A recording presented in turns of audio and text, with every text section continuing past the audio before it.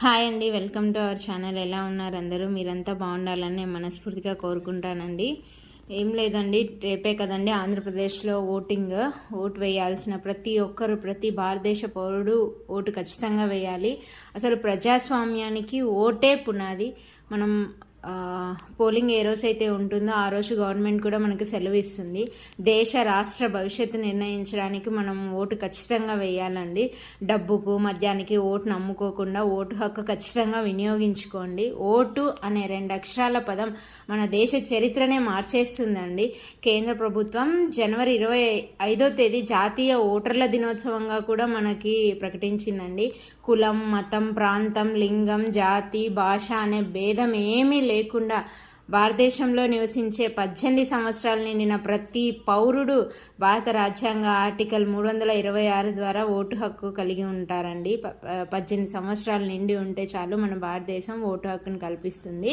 So 18 సంవత్సరాలు నిండిన ప్రతి ఒక్కరూ రేపు ఓటు హక్కుని ఖచ్చితంగా వినియోగించుకోండి. ఓటు వేయండి. ఓట్లు వేసే వాళ్ళని మనం ఓటర్లు అని పిలుస్తాము. ఓటింగ్ పద్ధతులు మన భారతదేశంలో చాలా ఉన్నాయండి. ఇంతకుముందు అయితే బ్యాలెట్ ఓటింగ్, ఇప్పుడు మిషన్ ఓటింగ్, ఈవీఎంస్ యూజ్ చేస్తున్నారండి, ఎలక్ట్రానిక్ ఓటింగ్ మిషన్స్. కొన్ని చోట్ల ఆన్లైన్ ఓటింగ్ జరుగుతుంది, కొన్ని చోట్ల పోస్టల్ ఓటింగ్ జరుగుతుంది. కొంతమందికి వృద్ధులు, దివ్యాంగులు వాళ్ళు ఉంటారు కదా, వాళ్ళకైతే ఓట్ ఫ్రమ్ హోమ్ కూడా ఇంతకుముందు కొన్ని రాష్ట్రాల్లో పెట్టున్నారు. ఇంకా ఆ ఓటు ఖచ్చితంగా వినియోగించుకోవాలి.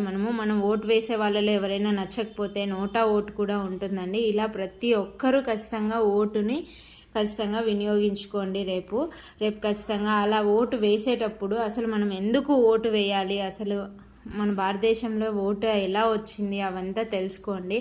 అసలు ఓటు అనేది మన హక్కు అండి. ఎవరిని ఏ నాయకుని ఎన్నుకోవాలో, అసలు మన భారతదేశం ప్రజాస్వామ్య దేశం అండి. ఈ ప్రజాస్వామ్య దేశంలో మన ఓటు హక్కు వినియోగించి మన నాయకుని మనమే ఎన్నుకోవచ్చు అనమాట.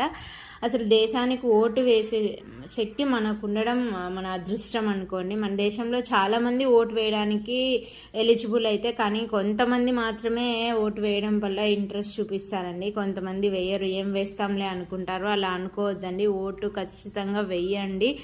మీకు నచ్చిన నాయకునికి ఓటు వేయండి. వాళ్ళు చెప్పినారు, వీళ్ళు చెప్పినారు అది లేకుండా మీ మనసుకు నచ్చి మీకు ఎవరైతే దేశాన్ని బాగుపరుస్తారు అని తెలుస్తుందో వాళ్ళకి ఓటు వేయండి. లేదు ఉన్న నాయకుల్లో ఎవరైనా నచ్చకపోతే నోటా అనే ఆప్షన్ కూడా ఉంటుంది, అది కూడా వినియోగించుకోవచ్చు.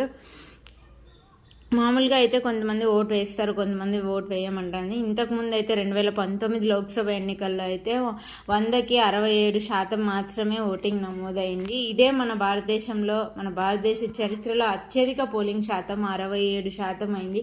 ఇంకా చూడండి, ఇంకా 30% పైగానే వినియోగించుకోలేదు.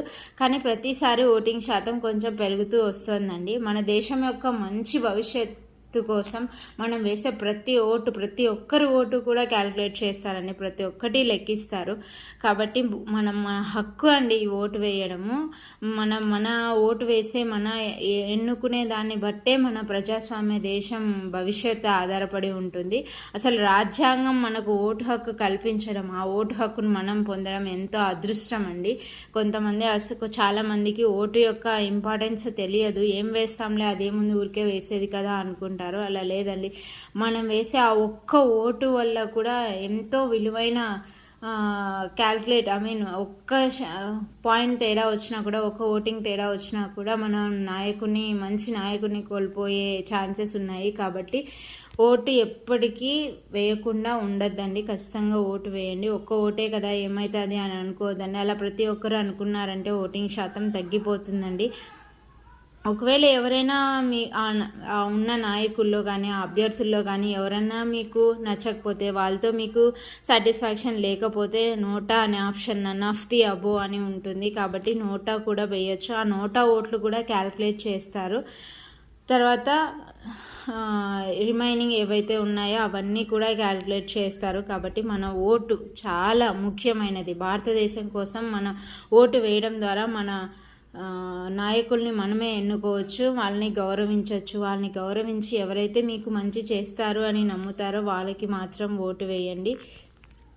కొంతమంది ఉంటారు, డబ్బులు ఇస్తాము, మంది ఇస్తాము, లేదంటే ఏవైనా వస్తువులు ఇస్తాము, అలా మభ్యపెట్టి వాళ్ళకి అంటే అందులో వాళ్ళు మంచి వాళ్ళు అయితే వేయండి, పర్లేదు. ఓటుని మాత్రం డబ్బుగా అమ్ముకోవద్దండి. ఓటు అనేది మన హక్కు కాబట్టి మన హక్కుని మనం వినియోగించుకుంటున్నాము కాబట్టి ఖచ్చితంగా ఓటు వేయండి. ఇదండి, రేపు ఖచ్చితంగా ఓటు వేయడం మాత్రం మర్చిపోవద్దండి. థ్యాంక్ యూ అండి. ఈ వీడియో మీకు నచ్చినట్లయితే లైక్ చేయండి, షేర్ చేయండి. ఇంకా ఛానల్ని ఎవరైనా సబ్స్క్రైబ్ చేసుకోకపోతే సబ్స్క్రైబ్ చేసుకోండి.